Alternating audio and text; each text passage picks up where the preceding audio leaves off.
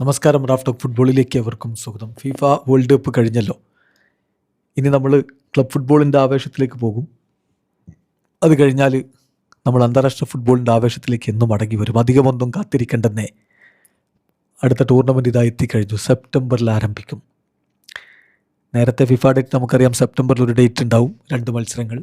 ഒക്ടോബറിൽ ഒരു ഡേറ്റ് ഉണ്ടാവും, 2 മത്സരങ്ങൾ. നവംബറിൽ ഒരു ഡേറ്റ് ഉണ്ടാവും, 2 മത്സരങ്ങൾ. ഇത്തവണ അത് മാറ്റി ഇനി മുതൽ സെപ്റ്റംബർ ഒക്ടോബർ ബ്രേക്കുകൾ ഒരുമിച്ച് നടത്തും. ഒരു സൂപ്പർ ഫിഫ ഡേറ്റ്, 4 മത്സരങ്ങൾ വരെ ഒരു ടീമിന് കളിക്കാം. നവംബറിൽ ഉണ്ടാവും 2 മത്സരങ്ങൾ പഴയ പോലെ തന്നെ. അപ്പോൾ ഇനി 6 അന്താരാഷ്ട്ര മത്സരങ്ങൾ വരെ ഒരു ടീമിന് കളിക്കാം ഈ വർഷം. അപ്പോൾ ആ സമയത്ത് യുവേഫ നേഷൻസ് ലീഗ് ആരംഭിക്കുകയാണ്.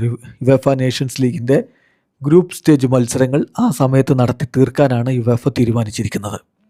കിടിലൻ പോരാട്ടങ്ങളാണ് വരുന്നത്. നമ്മൾ സാധാരണ യുവേഫ നേഷൻസ് ലീഗ് നിങ്ങൾക്ക് അറിയാമല്ലോ, വ്യത്യസ്ത ലീഗുകളായിട്ടാണ് നടക്കുക. ടീമുകളുടെ ക്വാളിറ്റിക്കൊക്കെ അനുസരിച്ച്, കഴിഞ്ഞ ലീഗിലെ പ്രകടനമൊക്കെ അനുസരിച്ച് league A, league B, league C, league T, D എന്നിങ്ങനെ 4 ലീഗുകളായിട്ടുണ്ട്. ലീഗ് എ ആണ്. അതിൽ വിജയിക്കുന്നവരെയാണ് നമ്മൾ, അതിൽ വിജയിച്ച് മുന്നോട്ട് കയറി നോക്കൗട്ടും കഴിഞ്ഞ് കിരീടം ചൂടി അങ്ങനെയുള്ളവരെയാണ് നമ്മൾ നേഷൻസ് ലീഗ് വിജയികൾ എന്ന് പറയാറുള്ളത്. അപ്പോൾ ലീഗ് എയിൽ 4 ഗ്രൂപ്പുകൾ. ലീഗ് എയിലെ ഗ്രൂപ്പ് 1 ഫ്രാൻസും ഇറ്റലിയും ബെൽജിയവും തുർക്കിയയുമാണുള്ളത്. സൂപ്പർ ടീമുകൾ നേർക്ക് നേരെ നടത്തം. ഫ്രാൻസും ഇറ്റലിയും തമ്മിൽ നല്ല പോരാട്ടം നടക്കും. ശരിയാണ്, ഇറ്റലി വേൾഡ് കപ്പ് കളിച്ചിട്ടില്ല, പക്ഷേ ടീം മികച്ചത് തന്നെയാണ്. പിന്നെ ബെൽജിയവും ഫ്രാൻസും തുർക്കിയയും ഇറ്റലിയും ബെൽജിയവും ഒക്കെ നല്ല പോരാട്ടങ്ങളാണ് എന്നർത്ഥം. ഗ്രൂപ്പ് 2 അതായത് A2 എന്ന് വിളിക്കാവുന്ന ലീഗ് എയിലെ ഗ്രൂപ്പ് 2 A2 അതിൽ ജർമ്മനിയും നെതർലൻഡ്സും സെർബിയയും ഗ്രീസുമാണ്. വാവ്, ജർമ്മനിയും നെതർലൻഡ്സും തമ്മിലൊരു തീപ്പൊരി പോരാട്ടം പ്രതീക്ഷിക്കണം. ഇനിയിപ്പോൾ ക്ലോപ്പാണ് ജർമ്മനിയുടെ കോച്ച് എന്നുള്ള കാര്യം കൂടി ഓർക്കണം.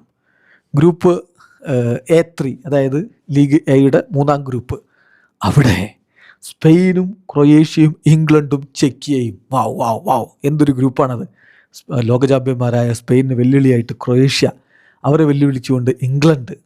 സൂപ്പർ പോരാട്ടങ്ങളുടെ ദിവസമാണെന്നർത്ഥം. പിന്നെ ഗ്രൂപ്പ് A4 എന്ന് പറഞ്ഞാൽ ലീഗ് എയുടെ 4-ാമത്തെ ഗ്രൂപ്പ്. അവിടെയാണ് ക്രിസ്ത്യാനോ റൊണാൾഡോയുടെ പോർച്ചുഗലുള്ളത്. പോർച്ചുഗലും ഡെൻമാർക്കും നോർവേയും വെയിൽസും തമ്മിലാണ് ആ ഗ്രൂപ്പിലെ പോരാട്ടം. തീർച്ചയായിട്ടും CR7 പോർച്ചുഗലും ഹാലൻഡിൻ്റെ നോർവേയും ഒക്കെ നേർക്ക് നേർ വരുമ്പോൾ അത് വളരെ ഇൻട്രസ്റ്റിംഗ് ആയിരിക്കും. ഇതാണ് league A, main league. League ബിയിലാണ് ഇതുപോലെ തന്നെ 4 ഗ്രൂപ്പുകളുണ്ട്. അപ്പോൾ അതിൽ B1 സ്കോട്ട്ലൻഡും സ്വിറ്റ്സർലൻഡും സ്ലൊവേനിയയും നോർത്ത് മാസിഡോണിയയുമാണ്. B2 ഗ്രൂപ്പിൽ ഹംഗറിയും യുക്രൈനും ജോർജിയയും നോർത്തേൺ അയർലൻഡുമാണ്. B3 ഇസ്രയേലും ഓസ്ട്രിയയും റിപ്പബ്ലിക് ഓഫ് അയർലൻഡും കൊസോവോയുമാണ്. B4 പോളണ്ടും ബോസ്നിയ ആൻഡ് ഹെർസഗോവിനയും റൊമേനിയയും സ്വീഡനുമാണ്. ലീഗ് സിയിൽ പക്ഷേ 3 ഗ്രൂപ്പുകളേ ഉള്ളൂ.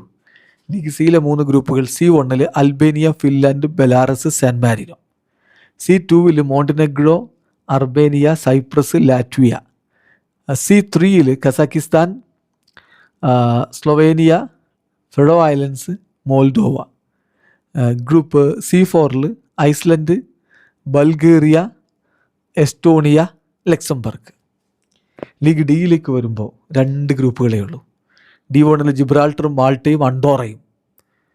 D2 ലിത്വാനിയയും അസർബൈജാനും ലിച്ചൻസ്റ്റീനും. ഇതാണ് ഗ്രൂപ്പുകൾ. മത്സരങ്ങളുടെ ഒരു രീതി എന്ന് പറഞ്ഞാൽ മാച്ച് ഡേ 1 മുതൽ 4 വരെയുള്ളത് സെപ്റ്റംബർ 24 മുതൽ ഒക്ടോബർ 6 വരെയുള്ള ഇൻ്റർനാഷണൽ ബ്രേക്കിലുണ്ടായിരിക്കും. മാച്ച് ഡേ 5ഉം 6ഉം നടക്കുക നവംബർ 12, 17 തീയതികളിലുള്ള ആ ഇൻ്റർനാഷണൽ ബ്രേക്കിലായിരിക്കും. ക്വാർട്ടർ ഫൈനൽസ് വരിക ലീഗ് എയുടെയും ബിയുടെയും അതുപോലെ തന്നെ ലീഗ് B, C അവരുടെ പ്രൊമോഷനും റെലഗേഷൻ പ്ലേ ഓഫും ഒക്കെ ആയിരിക്കും അവിടെ സംഭവിക്കുക. അപ്പോൾ നമ്മൾ ശ്രദ്ധിക്കേണ്ടത് ലീഗ് എ, ബിയുടെ ക്വാർട്ടർ ഫൈനൽസും league B, C promotion or relegation play ഓഫും അതാണ് ഉണ്ടാവുക. അത് മാർച്ച് 2027 മാർച്ച് 25 മുതൽ മാർച്ച് 30 വരെയുള്ള ഇൻ്റർനാഷണൽ ബ്രേക്കിലായിരിക്കും. പിന്നെ league C, D play off മത്സരങ്ങൾ മാർച്ച് 2028 എന്ന് പറയുമ്പോൾ 2028 മാർച്ച് 23 മുതൽ 28 വരെയുള്ള കാലഘട്ടത്തിലാണ് ആ ഒരു പ്ലേ ഓഫ് മത്സരങ്ങൾ വരുന്നത്. പക്ഷെ അതിനു മുമ്പ് തന്നെ ഈ യുവേഫ നേഷൻസ് ലീഗിൻ്റെ ഫൈനൽ കഴിയും. ഫൈനൽ 2027 ജൂൺ 9 മുതൽ ജൂൺ 13 വരെയുള്ള ഇൻ്റർനാഷണൽ ബ്രേക്കിൻ്റെ സമയത്തായിരിക്കും ഫൈനൽസ് മത്സരങ്ങൾ നടക്കുക. നമുക്കറിയാലോ സെമി ഫൈനലും ഫൈനലും ആണ് ആ ഒരു സമയത്ത് ഒരുമിച്ച് നടക്കുക. അപ്പോൾ ഇതാണ് യുവേഫ നേഷൻസ് ലീഗിൻ്റെ ഈ ഒരു ഗ്രൂപ്പിങ്ങും മറ്റുമൊക്കെ വന്നിരിക്കുന്നത്. എന്തായാലും മത്സരങ്ങൾ ആരാധകർ വളരെ ആകാംക്ഷയോടുകൂടി കാത്തിരിക്കുകയാണ്. കൃത്യമായി പറഞ്ഞാൽ സെപ്റ്റംബർ 25 പുലർച്ചെ ഇന്ത്യൻ സമയം 12:15 ഒരു പിടി മത്സരങ്ങൾ ഒരുമിച്ച് നടന്നുകൊണ്ട് ഈ ഒരു പുതിയ നേഷൻസ് ലീഗ് ആരംഭിക്കും. നോർവേ വേഴ്സസ് ഡെൻമാർക്ക് മത്സരവും, നെതർലൻഡ്സ് വേഴ്സസ് ജർമ്മനി മത്സരവും, പോർച്ചുഗൽ വേഴ്സസ് വെയിൽസ് മത്സരവും, അങ്ങനെയുള്ള പോരാട്ടങ്ങളൊക്കെ സെപ്റ്റംബർ 25 പുലർച്ചെ 12:15 നടക്കുന്നുണ്ട്.